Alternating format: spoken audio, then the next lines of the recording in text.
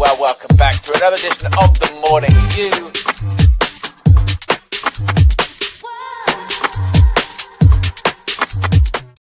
Is there a chance for Kobbie Mainoo still at Man United? Is there a lifeline for him under Ruben Amorim? Because in one of Ruben's latest talks, his latest interview, he says that he looks at Kobbie in training and he deserves to play.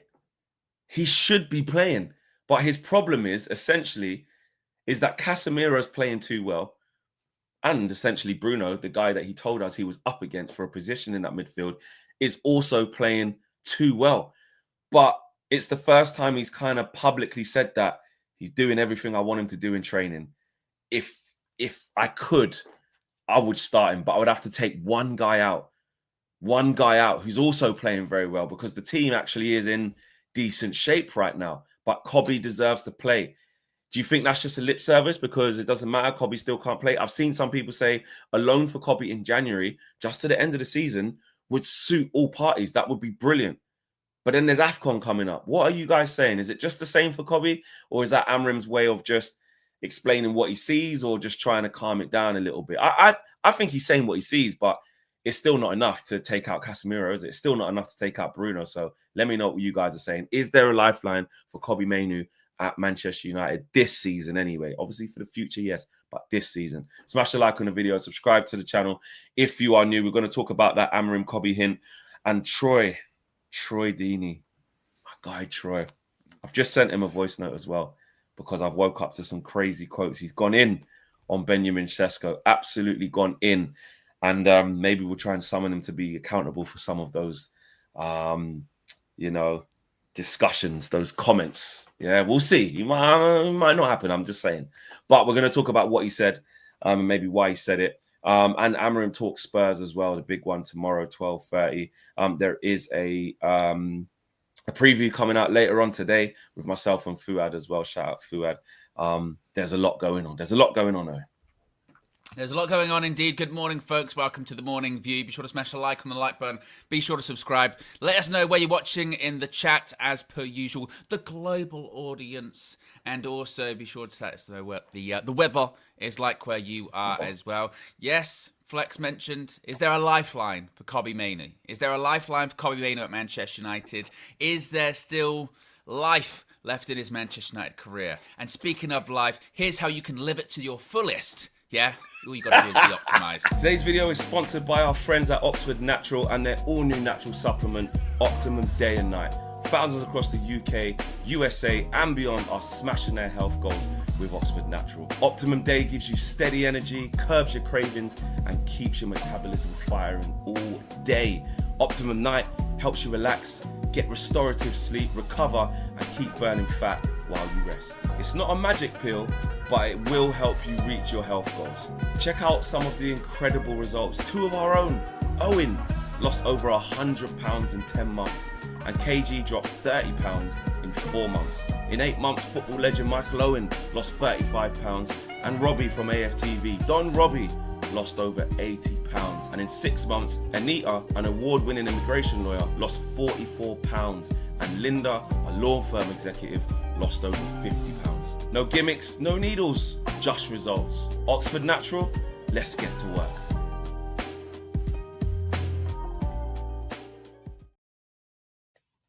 Yes, let's get to work indeed. Be sure to scan that QR code right there. And you can subscribe. You can save up to 70% off. All you got to do is use the code UV. And what can you get? Well, I'll tell you exactly what you can get. You can get your Optimum Day, which is good for your weight loss goals, right? Other direction, Owen. There.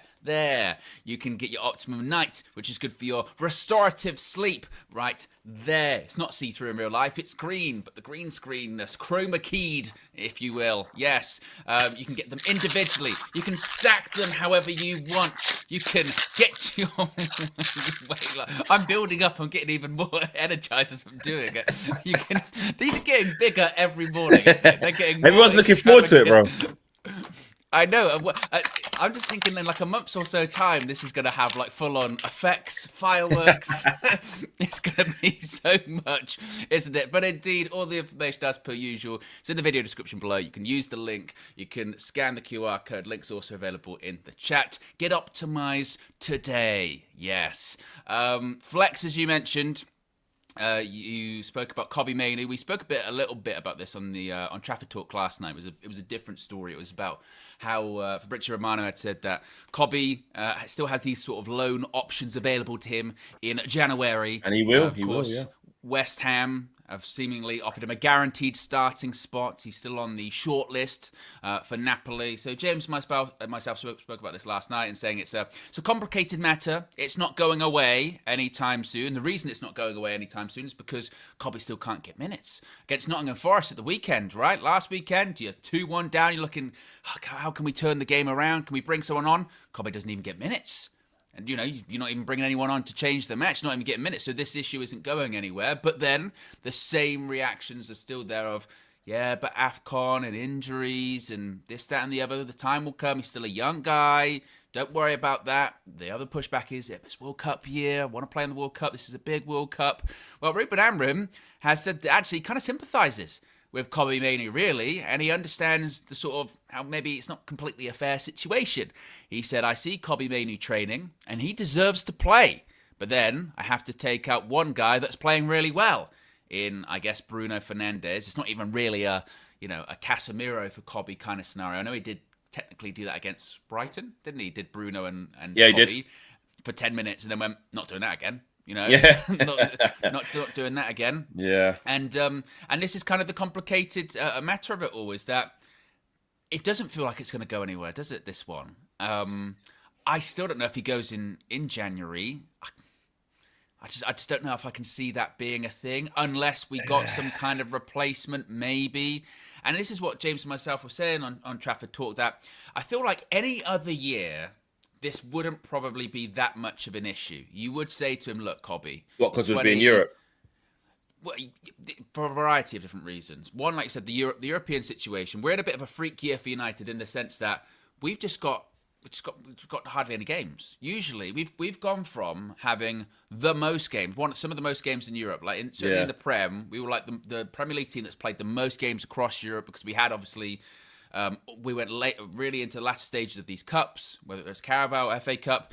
Then when we were in the Europa League, we played all these games. Even we didn't finish top of our groups. We had an extra playoff game. Like, we played so many matches of football. What happened in the FA Cup last year? We lost to Fulham. Lost to Fulham on pens. On pens, yeah. But we'd played all of these games over a course of a couple of years. So you would be playing every 3 days, constant rotation. We don't have that this year. So that's a part of it. Also, if it wasn't a World Cup on the horizon, what's a year? You're 20. You don't worry about it. You're still you're not missing anything. It's fine. You've got your whole career ahead of you still. I know to a 20-year-old, if you say wait a year, that's the longest time ever. Yeah. But in the grand scheme of things, you go, look, it's just a year. A lot can happen in football at that point. It's fine. But you've got the World Cup on the horizon. And we were also saying that maybe it's because of the location of this upcoming World Cup, the fact that it's in North America. It's in the United States, which comes with a lot of attention, and certainly a lot of influence. You want to be involved in that, don't you? You want to be involved in that festival of football, and as of right now, it doesn't look like he's going to be. He's not going to be in it at all. No, exactly. And then he's gone from that to... He's not been playing well enough to get in the under 21s. Yeah, exactly. He's been... And also, even with that, can you go from playing in a European final with your country to then playing under 21s like a year or so later? That's a bit sometimes it does a bit more damage than good. You can be humble. Listen, I'm not above that, but it can come across the dynamics. It feels like he's past that. He's had a taste of the top, man. You can't. So it's difficult. It's a difficult one, and it is a complicated one. And then also when you say, well, wait a year, your time will come, that's kind of assuming that, say, like, Bruno's going to leave because Bruno's the one that he's competing with. But who knows if Bruno is even going to leave? Are you saying wait a year because Bruno's going to go? Or are you saying wait a year just because, well, hopefully this time next year we'll be playing more games? Yeah, and then, exactly. And the midfield targets we're going to get as well. Exactly. And then even then, like, what kind of what priority are you still in a year's time? Because depending on where we finish in Europe, your sort of quality of games is going to be interesting. Let's say we finish 7th. We're in Europa Conference League. He probably plays the entire campaign of the Europa Conference League. Same with probably Europa League. He plays a lot of those ones. Champions League, he probably ends up playing more Premier League games because probably Bruno's maybe more played. You know what I mean? But Bruno wouldn't come out of any of them. One. It's a really complicated. What you've just broken down, what you've just depicted, is exactly why this is a problem. Do you remember? Do you know what? Let's just rewind right to the beginning of the early embers of this Cobby conundrum, yeah. And it was all about the contract first, and it was, and I know your thing. I remember it like it was yesterday. It's kind of gone away now, hasn't it? It's kind of gone away because it's like there's obviously no talk of a new contract now. He can't even kick a football for Man United, and obviously I remember that show, and I was like, nah, man, this is going to be a big problem for him. Manager doesn't fancy him. He ain't going to get any. I don't see how he's going to get any games. It's early. He's young. Don't need to have this conversation. And I remember you saying he'll sign. He'll sign by whichever time you said he would. And that time might not even come yet. I think you might have even said, summer, whatever. But you was very confident. You was like, he'll be signing. He'll be signing. Yeah. I think what you've just broken down, and very, very well, you've just articulated it very well with all the complexities about why this is an issue. You've just seen the reasons that you've labeled out as why this is so difficult, and why, if you were him, you wouldn't sign a thing. If I was him, I wouldn't sign a thing. Why would I? Yes, because I've got 3 years left anyway, or 2 years. It's there's quite a bit left. 2, what am I extending for right now? Where do I fit in to this? What does this look like? Not enough. You can love the club, but I love my career more. Love the club. Dedicated. Don't want to go anywhere else. Don't want to go anywhere else. No. That's what. Show ideally I wouldn't. Be a team player. No, we're not doing that. No, we're not doing that. We are not doing that. Why aren't we doing that? The reason why we're not doing that is because you have to think of things from a professional point of view as to what is your pathway. There's no good Kobbie Mainoo saying, I love this badge, which he obviously does. He's been here since he was 6 years old, which we all know that. We all know he loves the club. Yeah. There's no point in him sitting there loving the club from the bench and can't kick a football. Yeah, like that's then you're just doing it for the, speaking out of both sides of our mouths. The guy right now has absolutely, the manager's just said, it's not a mentality. The manager has just said, doing wicked in training, deserves to play, doing everything right. So, the same people that were like, get your head down, prove in training that you're he's working hard, bro. He just can't win. He just can't win this fight. Now, the only reason he should stay is like what you're saying, is to see what it's like next year, or see what it's like over AFCON. But they're not real. If you're Cobby, and like you said, you've had a year out and you've tasted it, you're like, nah. You know what I'm saying? I'm not going to get in. Now, look, Evan says there, Cobby has to earn a spot. Even if Bruno leaves, the 2 midfielders we bring in will be better than Cobby if we stick to the mentioned targets. Yeah, they're better than him because they're playing week in, week out, and they've got a chart. Like, we don't know. We're just writing it off.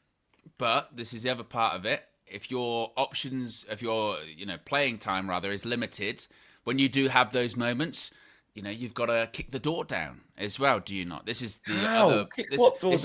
This is the other part of the conversation that some people are having. They're going, well, when it comes to Ruben Amorim, with the cameos that Cobby has made, granted they're few and far between, and it's difficult to get going. But if the odds are stacked against you, do you have to make yourself undroppable? Do you have to make yourself, put in a performance? Easy to say it, man. Stand out. Kick the door down and make that much of a difference, make that much of an impact. Or when you do get your opportunity, look at someone, say, like Mason Mount. When he's got his opportunities, you go, I tell you what, it's difficult to come out of the team. Harry Maguire. When Harry Maguire's come in, and been involved for, you go, I tell you what, he's got to play next match. And then when he doesn't, we go, is that part of it? I think it's different. Is that when you go into the, it's an unfair battle because he's battling against Bruno? It's an unfair battle, man. It's an unfair battle. I'm just playing devil's advocate. I'm just asking the question. I get it. And this is, like I said, this is not a cut for me. It's a very complicated matter. Like I said earlier on, it's complicated by three things. The fact that we're not playing that many games this year, it's complicated it. The fact that it's a World Cup on the horizon has complicated it. And the other part that complicates it as well is the person he's competing with is undroppable and doesn't miss any games.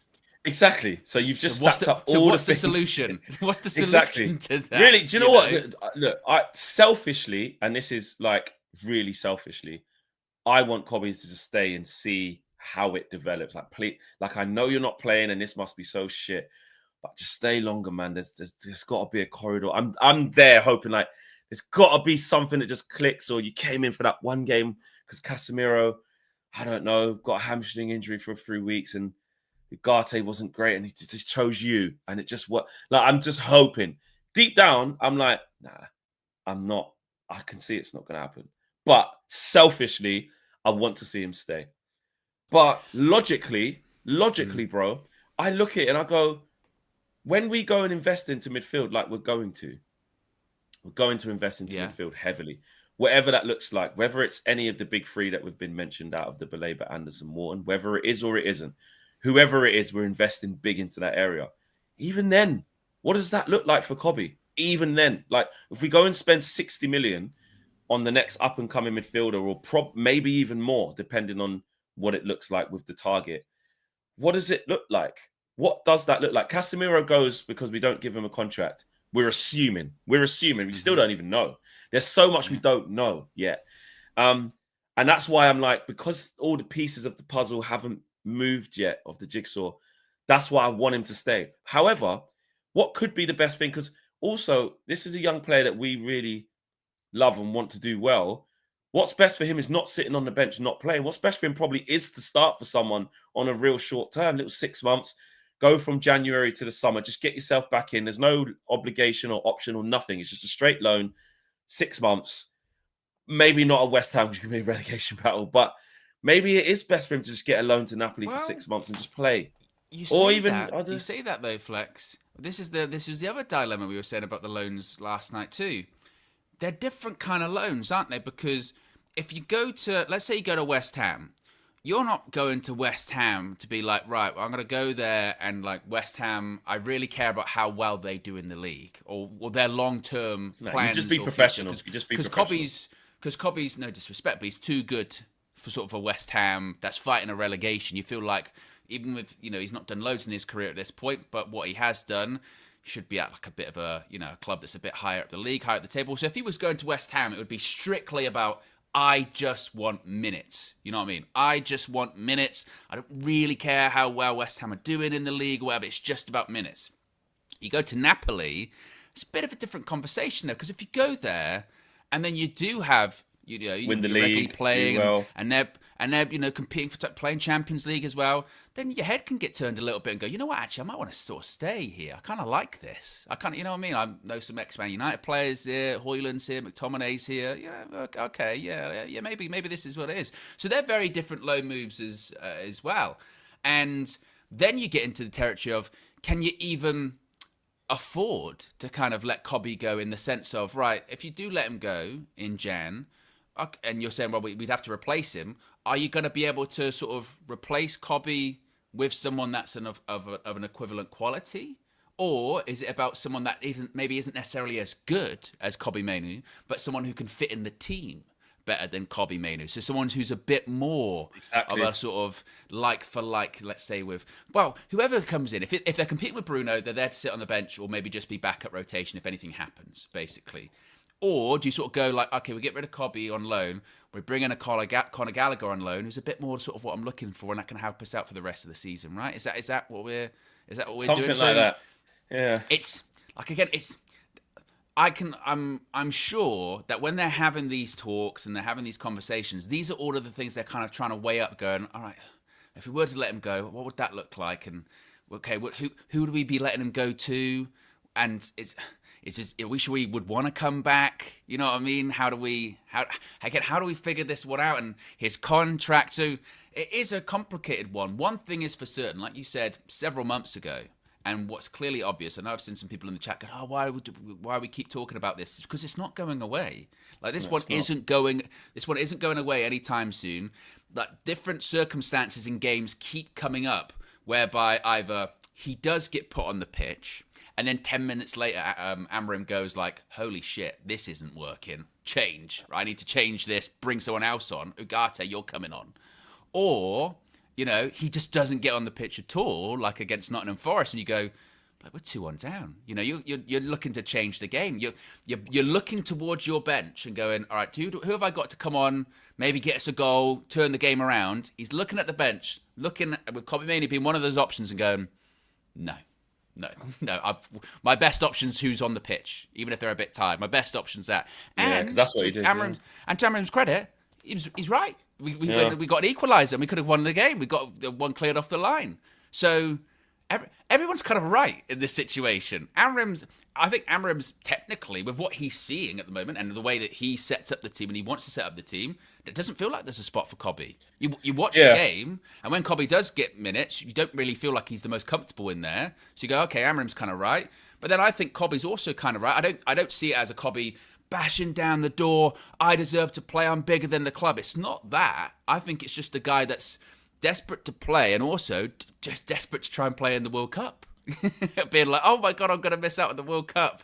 And, you know, it wouldn't be the end of the world for him. There'll be other World Cups. But football moves quickly, doesn't it? We've seen people that a couple of years ago, they were shoo-ins in the England squad. Now, they're nowhere near. Like, it just, you know, if you're out, sometimes you're out. Look, we're talking about Mason Mount and whatever. He's not anywhere near the England squad at the moment. No, Luke probably Shaw, won't be. Again. He's not near the England squad at the moment. You know, the announcement will come out today about who's going to be in it. So I suppose we'll see what happens with that. But I'm sure there would be a bit of panic stations. And maybe from Kobbie's perspective, his thing is like, you know, again, like it was in the summer. Guys, I don't want to leave. I don't want to leave permanently. Yeah, he'd just be really. I love Man United. He'd be really frustrated. I love Man United. So he'd be really frustrated. It's a difficult one. It is a really difficult one. And it's hard for us to tell him, the player, what you should be doing this, and you don't know what it's like to be that young, work your backside off to make it to the top level, get to the top level for a short period, but do everything in that, and then go to just nothing. Essentially nothing, essentially 0 minutes. I was just looking at him, comparing him and Ugarte. Ugarte's played 228. Sorry, Kobbie's played 228 minutes across 8 appearances, and Ugarte's played 328 minutes, 100 minutes more, essentially. Not much in it. Ugarte's made 9 appearances. Kobbie's made 8 in all comps. Neither of them have completed 90 in the league. Kobbie completed 90 in the EFL Cup, as did... Actually, no, Ugarte come 45 minutes then against Grimsby. So none of them... It's just that Ugarte maybe came on a little bit more. And Ugarte does have 2 starts, which obviously Kobbie has no starts in the league. I just... He has to wait and see, but it's hard, isn't it? It's not difficult. It's not going to change. It's not. It's not going to. This season, it ain't going to change, bro. It ain't going to change. Like, he's not going to get starts. He probably has to accept that this season is a write-off for him with just sporadic minutes, sporadic games. Maybe FA Cup 3rd round, depending on who we get, where it is. You'd like to think he'd start that one. Home tie against someone really favourable, maybe. Or even away, whatever. You just like to think he would start it. But the FA Cup is the only last chance of silverware we've got, essentially, to do something. And what happens in that? Yeah, what happens if we got, let's say, 3rd round tie? We get Arsenal. Someone good. Yeah, he wouldn't start. Does he? He probably doesn't start that game, right? So you wouldn't think so. You wouldn't think so. Well, it depends on what Amorim's priorities are, I suppose, for that cup. Yeah. But it's got to be to win it. It's got to be to win it. It is kind of like chicken and egg scenario, isn't it? Because it's Ruben might be a bit like, or some might be like, look, Kobbie, in terms of when he has had these cameos, hasn't done enough to prove that he can play in this system, this team. So Ruben's justified in not selecting him. And, you look at our recent form, Kobbie's not involved in that. So he's picking the right team, Ruben Amorim. And then obviously the counter argument to that is, but, if you're, like you said, if you're not starting any Premier League matches, how can you prove how good you are? How can you build up any momentum, right? So to me, that seems like there's no way to solve that. There's no, there doesn't seem to be any resolution on the horizon, really, does there? And in fact, it has gone so far now that, let's say tomorrow against Spurs, if that starting lineup comes out and Kobbie Mainoo was in it, that would be a massive story. That would be a massive story. I'd be like, wow, what's happened? You know what I mean? What's happened there? So I don't know. I really don't know. But I also go, I still don't know if I can see him leaving in January. I just think United would be like, look, there's too much going on. AFCON, players are away. You might be playing some games by that point. Do we really want to overcomplicate things by then having to send him out on loan, send someone out on loan that actually might be getting minutes then and replace him? You know, is that what we want to do? And I don't think he's the kind of guy to really force it. I know he asked in the summer, can I leave on loan a couple of times? But I don't think it's going to be the case of like a Garnacho whereby, well, look, if you don't send me out on loan, I'm not playing at all. You know, I'll train with the reserves or something like that. That's not going to happen. So I think he just stays. I think the situation just gets it just get worse. Yeah, it'll just get worse. It'll just get worse. I mean, I think he's still going to push for a loan again. I do. Yeah, I think he he'll wants to. I just think the club will just, unless something really presents itself where they can help, where both parties they can get somebody else. But I can't see it. Loan swap or something like that. Yeah, maybe Kobbie goes to Atletico and Conor Gallagher comes here or some crap like that. I don't know. But I just, you know, it seems beyond it now. But kid needs minutes. He ain't getting any at Man United. He's gonna be dying for minutes, chomping at the bit. Manager's already said it's not even like Kobbie needs to understand, needs to play quicker here, and needs to be stronger. He's saying he's gone from saying the things he needs to improve on to saying, yeah, it's kind of done it. He should really be playing. But someone should really be playing.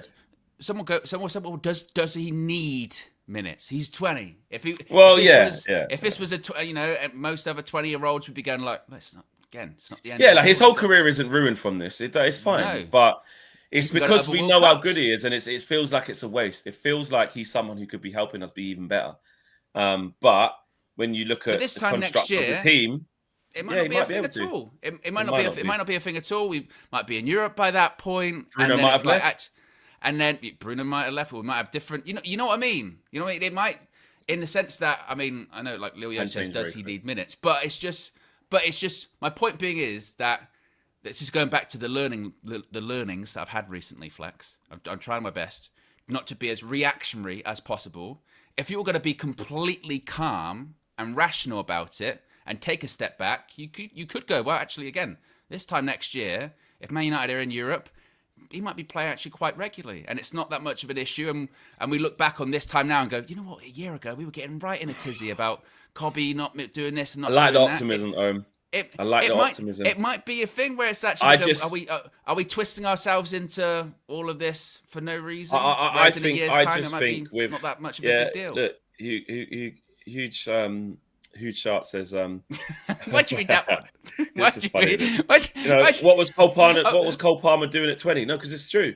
Lobbies is fine on the bench. Like because basically saying at 20, Cole Palmer hadn't arrived yet. Like it can happen. And then what did he do? He got his move for 40 million and then he arrived. That's the point. I think I like the optimism of what you're saying, because you're right. Football can change very quickly. Yeah. I just feel that under this manager, I just don't think Kobbie's attributes are attributes that he particularly thinks can fit in his team. Unless... So it's never going to get better? I don't feel it will under Ruben Amorim. And I really hope I'm wrong on that. I hope I'm wrong. But I don't feel as if he would ever get in consistently in a Ruben Amorim-like team. I don't think he will. I think he needs to be in a midfield 3. I think in an Amorim system, he needs to probably be in a 10.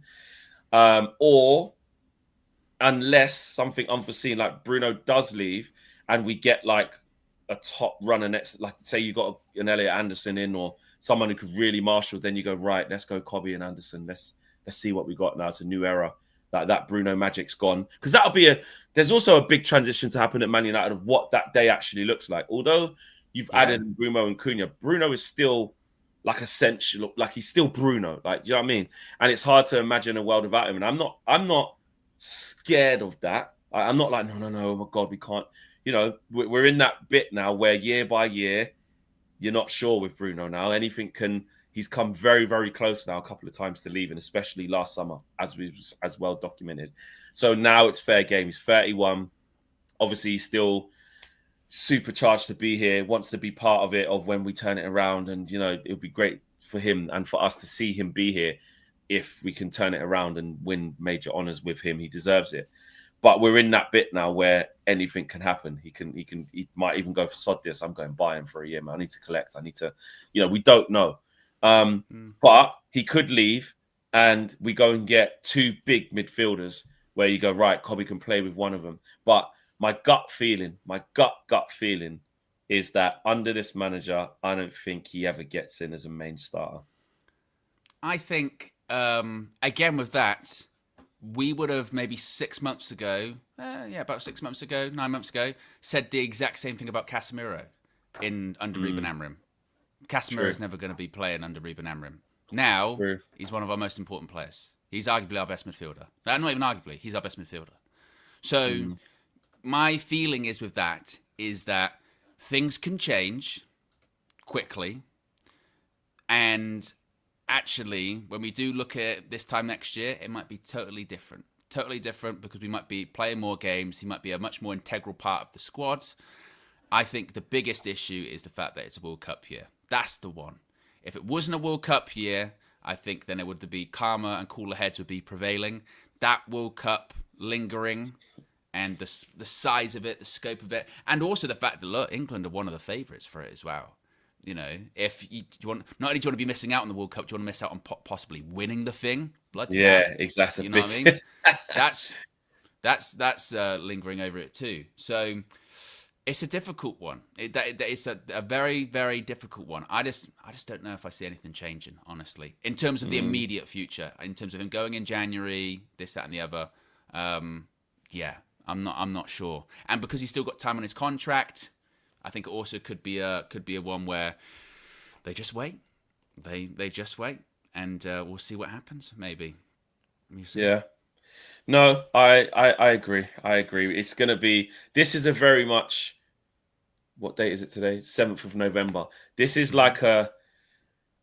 Not even in January, really. Maybe a little bit past that. Maybe in like February, we revisit this and go, what was we saying on the 7th of November? Maybe roll the tapes. Shout out Carell. Do you know what I mean? Yeah.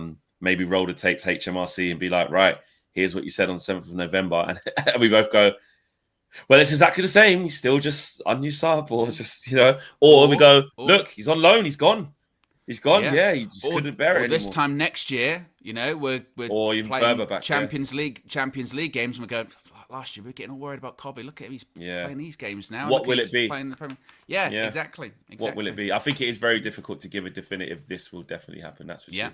That's for sure. Aminor says Kobbie needs to leave for his benefit, and I will miss him. Yeah, there you go. Aminor's also put in a super chat that's about, you know, his feelings of Villa winning and stuff like that. So that's a thing for Aminor. Big up to Aminor. Like Mike says, it's clear he doesn't rate him. If he did, he would play him. Why ruin another talent? Just let him go. Just let him be. Let him go. Saint Blanco says Kobbie would play if we had Champions League. Amorim said. And Aminor said, Kobbie out, Gallagher in. I'm done. I'm done if that happens. Because again, pound for pound, player for player, you know, you say they're chalk and cheese. You know, what Kobbie can do with a football at his feet versus what Conor Gallagher can do with a football are completely polar opposites. But you look in this system with what someone like Ruben Amorim would be looking for, which is why some people get annoyed, is that would hurt your eyes. We're basically going to get the guy and he can run around and get after people, you know, like an Ugarte, but a bit better. But instead of totally the guy, you know, players, isn't totally they? different players. Yeah, it's like they're midfielders. It's like going, well, you're a builder, but actually your role is much more specific. Of well, I do kitchens and they do bathrooms. And you go, well, they're different, aren't they? You know what I mean? They're different roles for it. And like I said, that would probably hurt because the perception would be like you got rid of Kobbie on loan to bring in Conor Gallagher, this club. But it might be, like you said, that might be better for Kobbie to go out on loan. And it might be better for us this season because we've got a player that the manager feels is going to be better suited for what he wants in that specific role that Kobbie can't do, you know. But obviously, then it would still probably upset people because obviously Cobby's an academy player as well, and that comes with it too. You know. There you go. Right, guys, smash the like on the video. Make sure you guys subscribe to United View if you haven't done so already. Troy Deeney, my good friend Troy. Good friend Troy. This is bullshit. Troy, man. What have you done? I mean, my goodness me. So I'm scrolling through the timeline this morning, Flex, getting ready for the show, and I see this from DR. Some comments that were made by Troy Deeney via the Football Exchange. Did he actually say this? Speaking about Benjamin Sesko, he says, Benjamin Sesko looks like a baby giraffe. He's tall. It carries on by saying, I don't see what he does. He's 6'4". Honestly, I piss stronger than him at times. I mean, I'm assuming it's piss. It could be pass. You know, I don't know why they would put an asterisk there, you know, over that one. But it's going to be piss. I piss stronger than him. Only at times. Sometimes it's a bit of a weak stream from Troy. But at times, I honestly piss stronger than him. He then says, he doesn't run over people. He's always on his heels. What is this? Like, this... Maybe I'm hypersensitive to this, yeah. Maybe I'm hypersensitive to that's this. Too far. That's not hypersensitive. That's moving. But I mean, just in general, let's take a step back here. Just the general weird Sesko narrative that's being put out there. You kind of spoke about it the other day with the Gary Neville comments and all that. But it is a bit forced. I mean, like when we played Forest last weekend, second half in particular, wasn't involved in the game all that much, right? Wasn't involved in the game, didn't have the best game. But now we're like going, like, what, he's, again, the worst signing ever? He's like a baby giraffe, because he's tall? Hey, Benjamin Sesko, he's got goals this season. He's got assists this season. Were they calling him a baby giraffe when he was scoring goals? Were they calling him a baby giraffe when he's linking up with Brian Mbeumo for the assist against Brighton? Oh, no. A bit strangely quiet that week, weren't they? It's always about Man United. And it's always about trying to force it when actually he's not even doing that bad. You know what I mean? It's not even doing bad. You know, where's that energy? Does he say, oh, Florian Wirtz looks like, I don't know, pick a smaller animal. He looks like a baby something, you know? What's a German thing? I don't know. Yeah, I don't know. I don't even know. I don't even want to say it wrong. I don't even know. But like German why... animal. What comes up straight away? A Dachshund. Dachshund. What's that? Say it? Don't even know it's what like one is. of those dogs. Right.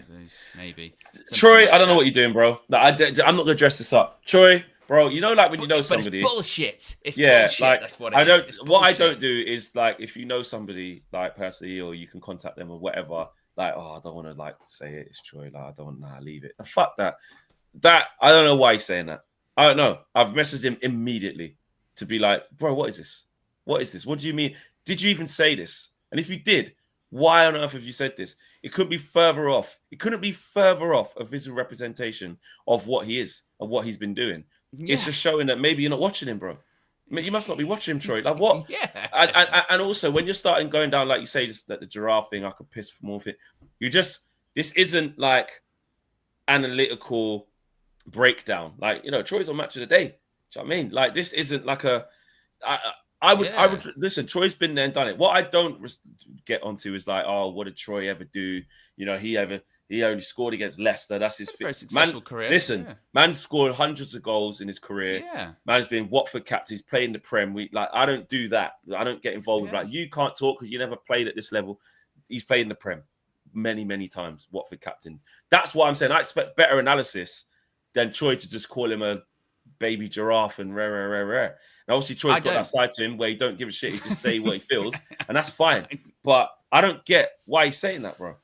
To try and get headlines and to try and do this and try and be an outrageous pundit, I suppose, maybe. You know, I think when you do, like you said, when you go down the route of like the baby giraffe stuff, what's the phrase? Those who live in glass houses shouldn't throw stones because... You know, you'll get it back then. Yeah, it's not exactly going to be difficult material. You know what I mean? Yo says it's nice to know Nice to know Troy's urinary tract is working. There you go. Well, that's what I found odd about it when he said that. Why go to that? What was it? Honestly, I pissed stronger than him at times, and I thought the at times part. Is that really necessary? Because the suggestion is that sometimes you don't piss that strong, which if that's the case, get it checked out. Yeah, or the other way around, because if you do it as strong as Sesko is, which is quite strong, it's probably a bit too forceful. Too forceful, yeah. The splash that's going to be going around there is going to be ridiculous. You know what I mean? You're constantly going to be in a mode of cleanup. So, I don't... Yeah, it's going to be crazy. So he's going to have to be standing, I don't know, like 6 foot back from the toilet. Or, you know what I mean? One of those ones. So, I don't know. Yeah. It was just strange. At times I do. Oh, sometimes you don't. I just... Troy, man. Depending why? on what it is. You know what? I just don't want it to be you saying this, bro. Why are you saying that? Why? And you just lose your point. Like, you know, like Diraj says there, when you go for appearances or, you know, because he's tall, you'd say he looks like a this or that. You're just losing any point. You're just coming across like you just want to cuss him out. Just don't like, man. And you don't even know him. It just sounds too venomous for like going, you don't rate him. It sounds too much. Now, I don't know the context. Well, there shouldn't even be context if that's the quotes, but it's like... Because it's quite vicious, isn't it? It's and I'm just like, there's no need. Like, he's just a young... No. He's not cocky. He's not on his social media doing a madness, trying to invite sort of hatred and opening up the doors on purpose, winding up people. And when he hasn't really done that much, he's a humble kid trying to do his... Like, I don't know. The irony is, like with the pissing thing, it is a kind of like pissing contest, isn't it? For some reason, yeah. For some reason, you know what I mean? And it's like, why, bro? Yeah, I get it. I still wouldn't get the appearance stuff, but I'd get the criticism if he had a really bad start. United, we're talking like November now, hadn't scored any goals, looked miles off it in all of the games, really, really bad, and you go, bloody hell. This is feeling like a proper sort of flop scenario here. And again, I'm not talking about the going to the toilet stuff. It feels like a flop. What's going on? But that's not been the case with Sesko. Like, it had a bit of a slow start, and actually United managed that situation well. Clearly wasn't ready. Clearly hadn't had, a lot of minutes in pre-season. He had 45 minutes twice, but when he did come on in those games, obviously you in the stadium, you were like, the guy looks rusty. The guy looks rusty. Yeah, no, he did. He did look way off it. Yeah, he did. And then the comparison between that Sesko versus this Sesko is quite different. Looks much more sharp. I know you can say about, sometimes he's not involved in the game. Sometimes with a striker, you're not going to be that involved in the game, right? That is what it is. But he's got a couple of goals. He's linking up. That's why I pushed back on the Gary Neville one with like, he's not even linking up. He's literally got an assist from linking up. What are you talking about here? And I saw the articles this week, and I do think they're right with people within Manchester United going, actually, his hold-up play, it is better than Højlund's. And it is. You watch him in comparison to Højlund. Højlund would be the one touch of the ball or zero touches of the ball, wrestle, end up on the floor, easy to defend against.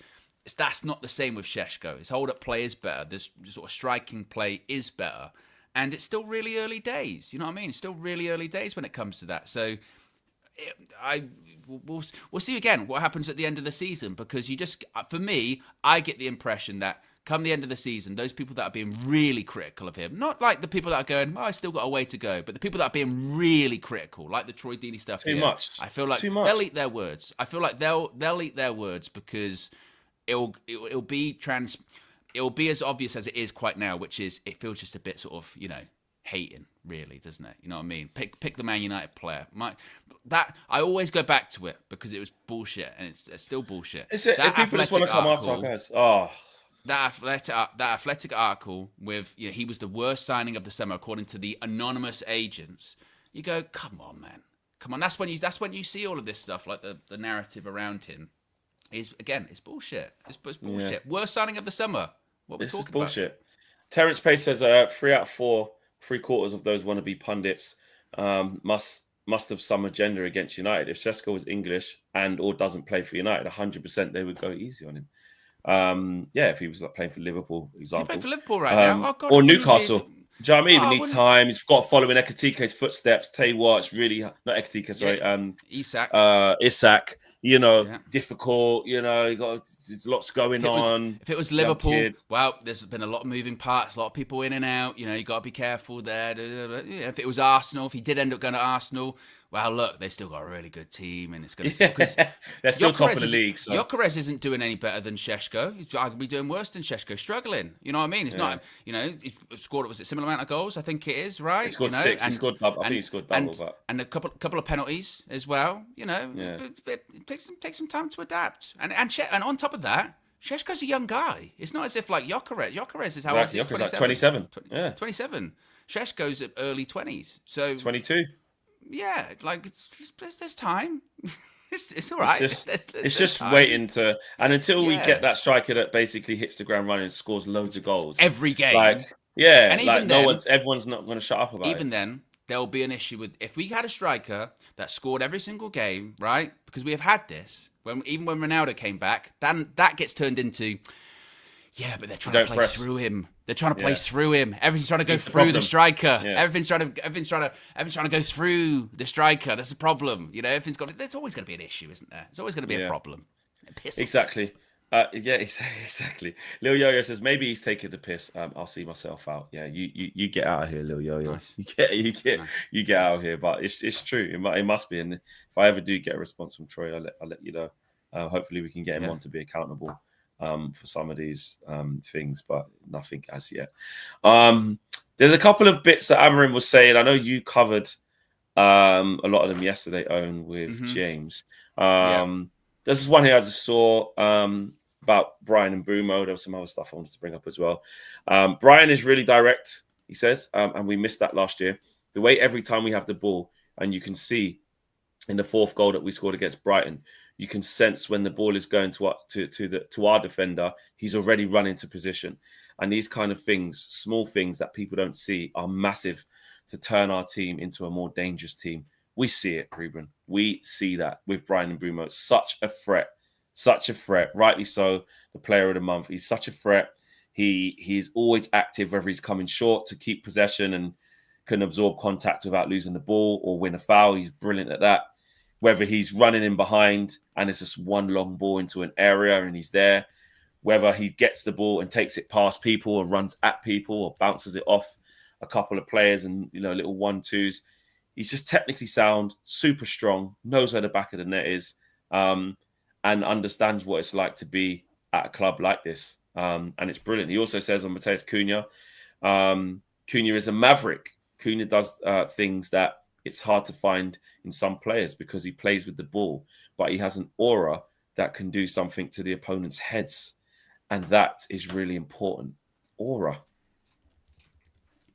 Aura, mate. Aura. That's what Brian Mbeumo has, yeah? Aura. No, he said Cunha's got the aura. Oh, Cunha, Maverick. Yeah, Maverick. They both Maverick, do. Yeah. They both do. Aura. They both got aura flex. Yeah, that's our attacking lineup. We've got aura. Aura attacking.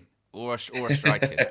No, obviously, look, they make a big difference. It's going to be really interesting tomorrow. What Amorim does go with, because I think that might be one tomorrow where it's Cunha up front again. I wouldn't even be shocked. We're talking about Sesko there. Yeah, you got Romero. You got Romero and Van der Ven who are bang on it right now. Really physical, but super quick. But Thomas Frank, set pieces. You might think of the height. So you then look at Maguire could possibly start. Maybe it's one where Yoro doesn't start again and Maguire's in. I think and then Yoro you go with Sesko. Does Sesko start because you need the height for the set pieces as well? It's a bit some interesting. Team selection choices there could be. Amorim suggesting that we've had a little bit of luck is what's changed. Ruben Amorim what's changed at United. Yeah. Well, no, just like of a little bit of luck in the games of like not conceding in different moments and scoring in others. So nothing's changed, Flex. You should apologise. I tell you what, you are a disgrace, you fake fan. That's what it is. To the fake fan sayers. Troy, you can't get Troy Deeney on the channel until you're accountable, Flex. Yeah, if you want to hold people to be accountable, you gotta hold yourself accountable. Yeah, or shut down the channel. It's up to you. It's up to you, mate. Or shut down the channel. But to the fake fan sayers, this would prove them right, really, because he's saying, no, I haven't changed my approach. I haven't changed any tactics. We're just a little bit more lucky. He says, so you're gonna apologise? No. He says it's something like it's a click. It's a click sometimes because the preparation, the way we work is the same.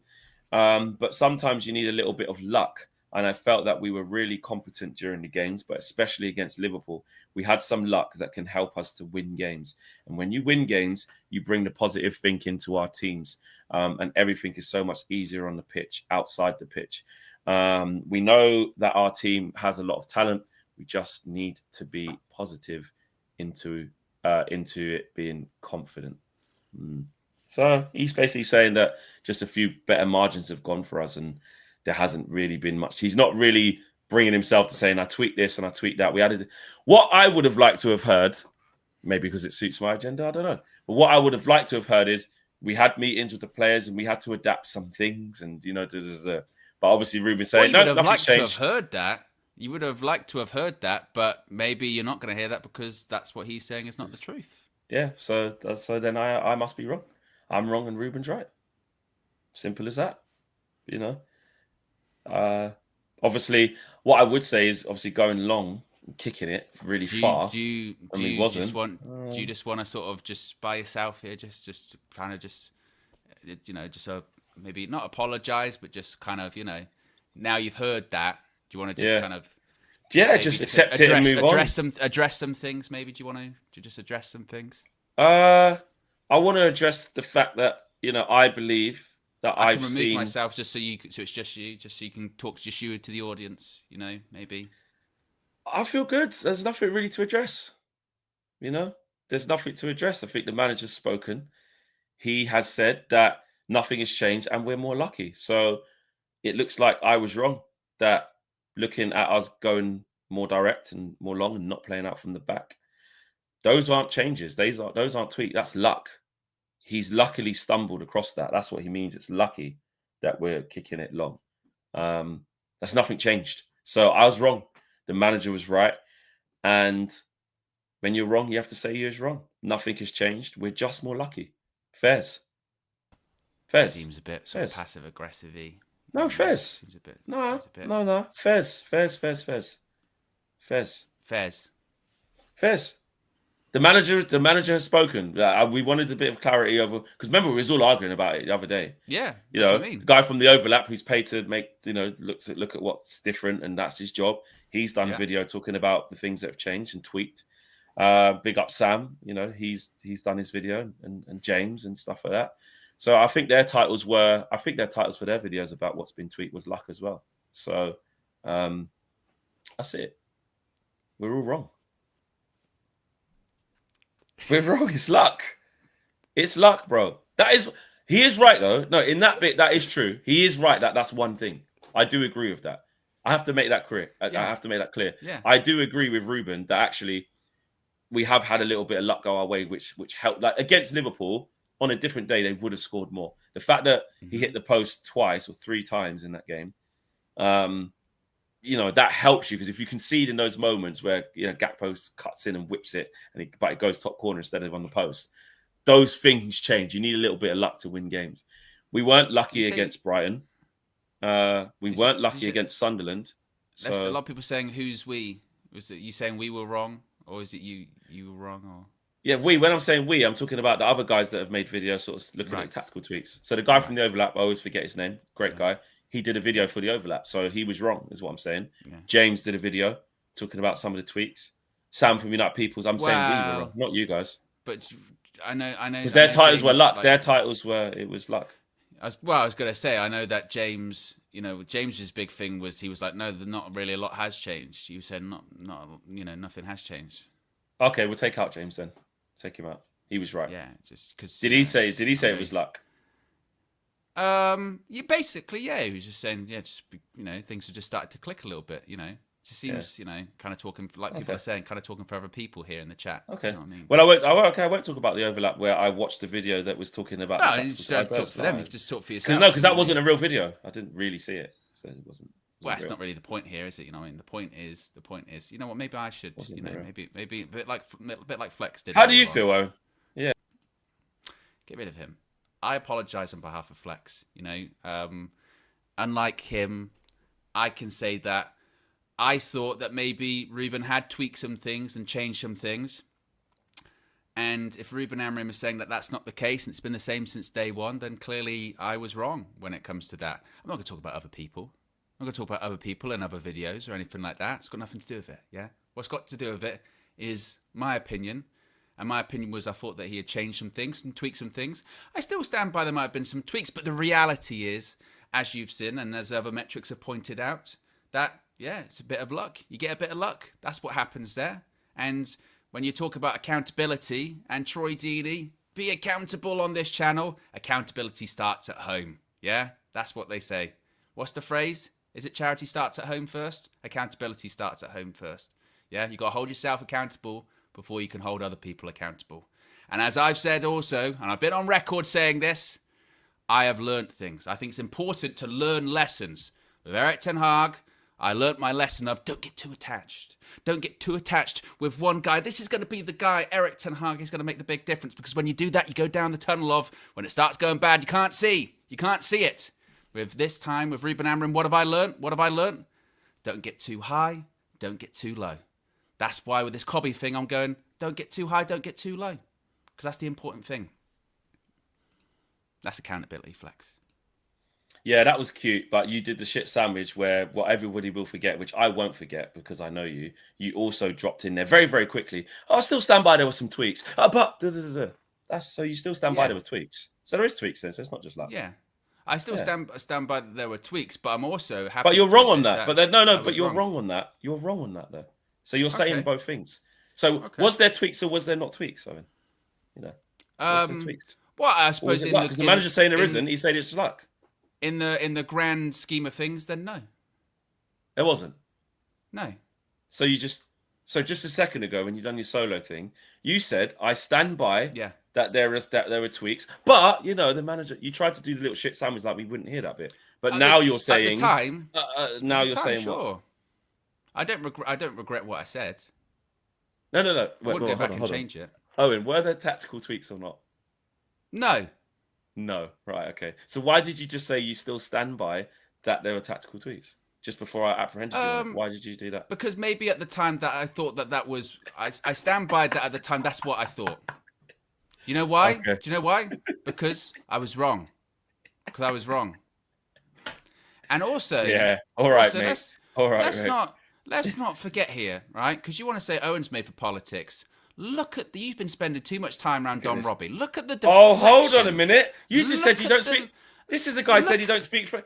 He's just done a spiel. Accountability starts at home, and now you talk about Don Robbie, and you talk about me. Look at the level of deflection here, where he says, "Look at the level of deflection," where he's now going, "Oh, you're doing this, you're doing the politics, you're doing this, you're doing that." This was a guy who a minute ago went, "Well, Ruben didn't say what I wanted him to say." What I wanted him to say. He wanted the manager to say something that wasn't true, is what he was saying. He didn't say what I wanted him to say. Not what the reality is. That is a disgrace. Yeah? This is why you are made for politics. Your own channel.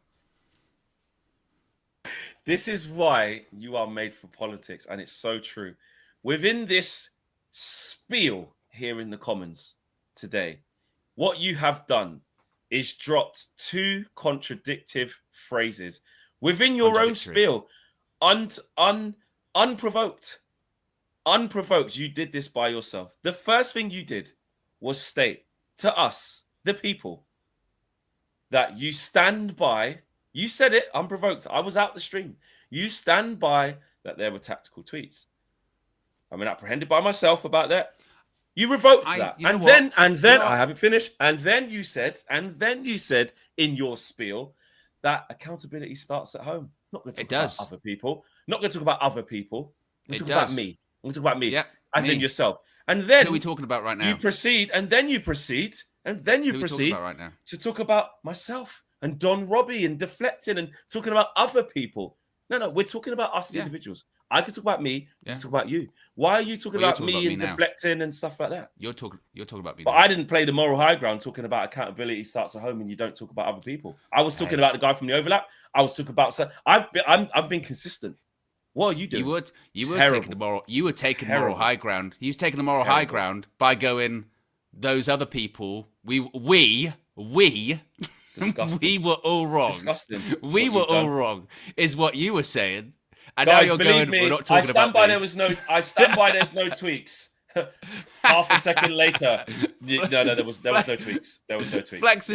Flex is now going. I'm only talking about myself and also those other people, those other people that made those videos. That then I said, actually, that's not what James said. But whether you think guess I didn't watch those videos. Guess I didn't watch. Guess they don't exist. Jurgen Fleck, petty Fleck. One thing about me is that I've been consistent. Whether you think it's right or wrong, that's fine. That's fine. What you have been, my friend, is inconsistent.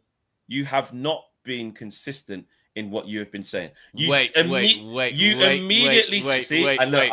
to deflect again. Wait a minute. Is Flip Flop Flex accusing me of changing my opinion? Of changing my opinion. Guess what, Owen? No. See, now what you're doing is not living up to the characters that's been set. If I'm Flip Flop Flex, answer me this. If I'm Flip Flop Flex, should it be a surprise that my opinion has changed? No, it shouldn't. You shouldn't be surprised at that. You are the guy that is straight down the middle, that is trustworthy, that is responsible, that people see. Exactly. That is deflection. What you don't like is that you've been called out. It's projection. You have been called out, accusing Owen, me of and being you a don't like it. You don't like it. You don't. This is the classic. If my name is Flip Flop, that's like having a reputation for doing something and you continue to do said thing and you get shocked. Why are you shocked that is Flip Flop Flex telling me about? Yeah. Okay. So my name is that. You don't live by that. That is not what you are attributed to. And we've just seen you flip flop within half a second. You told us to the people, over 500 people. You said, no, I still stand by that there were tweaks. And then I asked you and you said, no, there wasn't any tweaks. Which one is it, Owen? We can't trust you. Well, let me explain myself once again. Okay. I stand by that. At the time that I thought there were tweaks, absolutely. But if the manager is telling me that there wasn't, then there wasn't. Okay. No problem. So why is it when I say I was sorry then? You didn't. Because you didn't say you were sorry. I did. You said. I said I'm wrong. Because what you said all of these other people were doing things, so clearly we were wrong. And the reality is, who's we? What we? Yeah. I told you who we are. I told you who we are, and then you said that James is not part of that. So that's fine. So James is out of that. You know. Okay. So yeah. So there you go. So do you wanna both shake on it and say that we were both wrong? It appears so. It appears so because the manager told us his luck. So we're both wrong. We're both wrong. Okay. Agreed. Yeah. Agreed. Yeah. There you go. And I hope the luck continues for the whole rest of Amorim's tenure. Because that means we'll be successful. Yeah, or hopefully we don't have to sort of rely on, luck being the difference, Hopefully that's not what it is. You're always going to need it. You're always going to need it. You're always going to need a bit of luck. Like at Anfield, like I said before, them hitting the post. If you're going to go get a win at Anfield, you're going to have to rely on... You will need luck, and I do agree with that. Anyway. But we weren't lucky against Brighton, and we weren't lucky against Sunderland. Well, we were, and you can make an argument to say we were unlucky against Arsenal. You know what I mean? Probably deserved to get something more out of that game. Yeah. A bit unfortunate. Yeah. Against Fulham, it hit the post a couple of times. That we missed some penalties. So, yeah, all right. Fine margins. That's always been involved in football, isn't it? Fine that's margins. football, isn't it? That's football. Exactly. At the end of the day. There you go, guys. Big up to each and every single one of you. Smash a like on the video. You got 10 minutes extra for no reason. There you go. Because of Owen. Wow, some people got very upset. They said another show not about United, even though for an hour we spoke about Man United. And some people got, yeah, that's true. That's true. Right, big up to each and every single one of you. Preview with myself and Fuad coming out this afternoon. And of course, the Trinity Live at 4 p.m. as well. We will see you then in the lead up to tomorrow's game at the Tottenham Hotspur Stadium, 12:30 kickoff UK time. We will be there. I will be there. Big up to you lot, man. I'll see you then. Peace.